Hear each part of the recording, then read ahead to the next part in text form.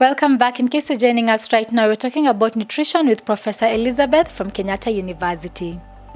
Why meats or proteins must also be in small proportions. When you take in excess carbohydrates, it will be stored as fat. When you need it, it's broken down as to release energy. But proteins, they can't be stored in the body. So when you take excess, they are eliminated, through urea, through the urine. And that process, if you are taking too much continuously, it hampers or it drains the kidney. And these days we are having a lot of kidney challenges, but some could be related to that because the excess nitrogen cannot be stored. It will be harmful to the body, poisonous, so it must be released. So if you have too much proteins, it's not healthy. Generally, 1 gram of protein for 1 kg of body weight. So if you are 70 kgs, you only need 70 grams of protein, not the half a kilo of meat. Yes, and then of course after that, then you have less fats and the good fats. Trans fats are those fats which are processed, over-processed, and the good fats, we refer to them as unsaturated fats. We refer to them as the omega-3, the omega-6. They're the best, not in large amounts because you need them for vitamins, minerals, but in small proportions. So generally you have more of the vegetables and fruits, then followed by less grains and whatever, then less meats and the like. Yeah, and if you just go to the internet and you look balanced diet, you can get the proportions. But now you give it based on age, based on the physiology of the person, based on their health. So you look at it that way, and you start from childhood, different proportions as people grow from childhood, and as they age, you also now vary the diet based on that. Generally, there are foods we consider you should avoid or limit because of the many researches which have been done, which have shown that good nutrition, which have shown that these foods have negative effects. Yeah, there's enough research which really points to some of these foods, and so you should just limit them. Okay, you can stop gradually, but eventually eliminate them because they are harmful. Now, some of those they vary, but I'll just start with some like the sugar we take. The sugar we use, the table sugar.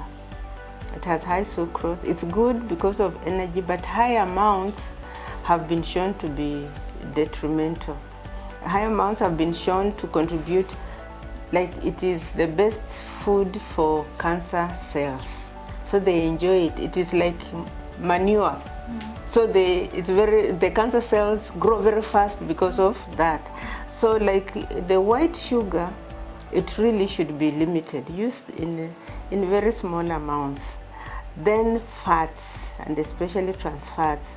Trans fats have been shown to contribute to a lot of complications. Now when we are talking of things related to stroke, hypertension, diseases, most chronic illnesses, they are related to that. So the good fats, they talk of them as omega-3.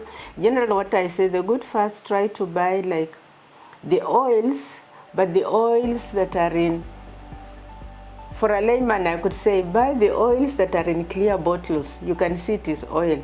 We have those now which are in containers, which you can't see. It's oil, but after some time it solidifies. So that one is really unsaturated and has negative. So generally you would say use oils. For choice, omega-3, omega-6 the best, but they tend to be very expensive. Most people may not afford. So use the clear oils. But you can just consume most foods which have enough good fats. Like if you are consuming nuts, if you are consuming avocados, they have fat in itself. If you are so consider the fats. Then meats are they are good. It's not that they have proteins, but eat in moderation. Eat in moderation because they have been shown to contribute to a lot of health challenges. But for meat, worse still is how it is prepared. First, how it is bought, like processed meats which have been cured, they use a lot of chemicals, and those chemicals are harmful. So generally processed meats, if you want to be a healthy person, just please eliminate them from your diet. I mean, okay, once in a blue moon, they will not harm you. Like me, I don't take them, but I don't think if I take them, it will not harm me, because I'm just maybe consuming once in a while, the sausages, the bacon. They are okay in moderation, but the processing itself, what is put, is what is harmful. Then how meats are prepared. The preparation of meat is very important. Meats, generally they are browned, like you make onions, then you put the meat, like us, how we prepare it in our Kenyan context. Then you fry that meat until it browns and smells nice, you know, and it's very tasty. Now that browning is carcinogenic, it's cancer causing. So the way you prepare the meat is very important. Or so even the roasting, when you roast it until it browns, that browning, and you see it is very sweet. The browning makes the meat very sweet, so it contributes to that. But the preparation is important, and most people don't know. So, like for example, for me, I just cut everything, put together, and heat it together. So then it doesn't. That browning, and you are doing it consistently, then it contributes to many other challenges. So that's but generally a good diet. Just diversify, eat a bit of everything. If it is the grains, you are making them different. It's not just ugali. Have ugali, have some roots, so that you are changing what you are eating. Then you are programming your eating so that you have heavy breakfast, lunch which is a bit heavy but not too heavy, but dinner which is very light, which is very different from what we consume. Because when you are going to sleep, you don't need a heavy meal, you are going to rest. Nutrition is very healthy for a person. I'm 70 years old now. I'm not on any medication.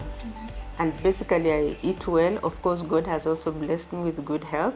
But basically this body needs to be taken care of, colon and all that, because those wastes are poisonous. So that's why you need vegetables, fruits. They help a lot in ensuring that you are eliminating waste on a continuous basis. We've come to the end of our show today, and there you heard it from Daktari. Nutrition is important for child development and survival, and also for overall health. So let us start on good nutrition as early as now. I've been your host, Barry Michelle. Until next time, stay safe and stay healthy. I will leave you with the Health You segment.